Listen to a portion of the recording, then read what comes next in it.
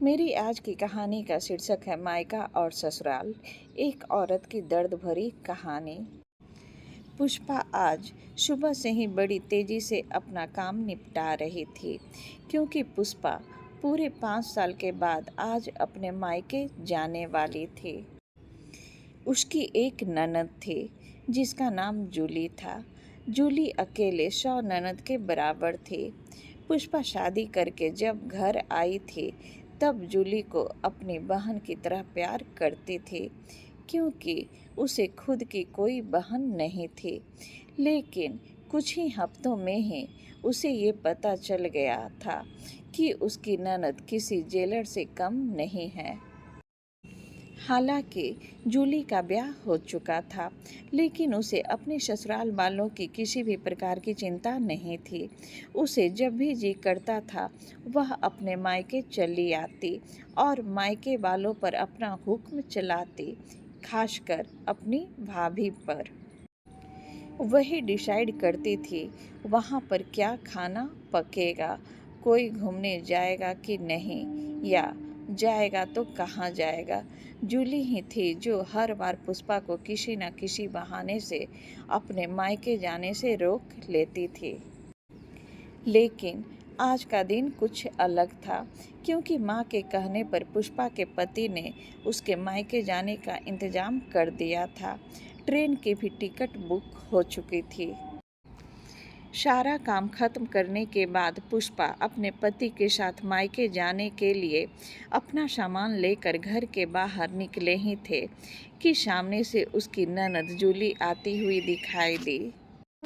जूली, जिसके मुंह पर बड़ी सी स्माइल और आंखों में चमक थी, वही दूसरी तरफ पुष्पा की आंखों में उसको देखकर आंसू आ गया था। भैया भाभी के पास आकर जूली ने कहा, क्यों भैया, कहाँ चले अपनी पत्नी के साथ सैर सपाटा करने के लिए? अपनी बहन को भूल गए क्या? राजू ने कहा, कहीं सैर सपाटा करने नहीं, तुम्हारी भाभी को मायके छोड़ने जा रहा हूँ।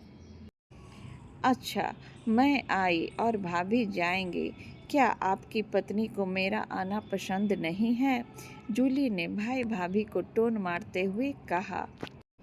मन में उदासी और आंखों में नमी लिए पलटकर घर के अंदर जाने लगी, क्योंकि उसने मान लिया था कि इस बार भी उसकी ननद जूली की वजह से उसके मायके जाना कैंसिल हो जाएगा। लेकिन तभी सामने से उसकी सास आई और बोली, तुम दोनों अभी तक रेलवे स्टेशन नहीं गए क्या? गाड़ी के पीछे दौड़ते हुए जाओगे? जूली बीच में टपकते हुए बोली, यह क्या कह रही हो माँ? मैं आई हूँ और आप भाभी को मायके भेज रही हो। क्या अब आपको मैं इतनी खटकने लगी हूँ? माँ ने जूली को डांटते हुए कहा, तेरा क्या है बेटा, तेरे लिए ये मायका थोड़े ही है, यह तो तेरे लिए एक धर्मशाला है जहाँ तो जब जी चाहे आ जाती है। लेकिन वह बेचारी तो ऐसा नहीं करती, बल्कि वह तो जब जाना चाहती है तब भी अपने मायके नहीं जाती। इसलिए उसका अभी मायके जाना बहुत ज़रूरी है। मैं तेरे या मेरे या किसी और की वजह से उसका इस बार मायके जाना बिल्कुल रद्द नहीं होने दूंगी। अब की बार मेरी बहू को उसके मायके जाने दे। बेचारी ने सिर्फ अपने भाई की शादी देखी है और अब तो उसके भाई को बच्चा भी हो गया है, उसका मुंह तक नहीं देखा। उसे भी अपने हिस्से का सुख भोगने दे। माँ ने जूली को फटकारते हुए और पुष्पा की साइड लेते हुए कहा। अपनी सास के मुंह से अपने लिए ऐसे शब्द सुनकर पुष्पा की आंखें छलक गई। उसने अपने सास को गले से लगा लिया। सास ने कहा, बहुत हो गया प्यार, जल्दी जाओ वरना ट्रेन छूट जाएगी। अपनी माँ का बदला हुआ रूप देखकर जूली बहुत हैरान थी।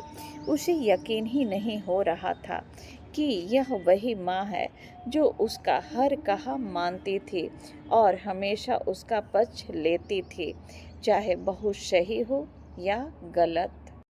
वही माँ अपने मन में अपनी बहन को धन्यवाद दे रही थी, जो कुछ दिनों पहले उसके घर आई थी और कुछ दिन रही थी और जाते जाते उसकी आंखें खोल गई थी। बहन ने उन्हें बताया था कि वह अपनी बेटी का मोह छोड़ दे, वरना अपने बहू और बेटे के मन में अपनी इज्जत खो देगी। बिना सोचे समझे, बिना अच्छे बुरे का विचार किए हर फैसला सिर्फ अपनी बेटी के हिसाब से लेना सही नहीं है।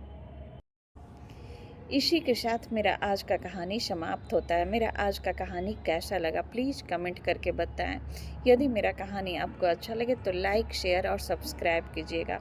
हम लोग फिर मिलेंगे नए वीडियो में, तब तक के लिए नमस्कार।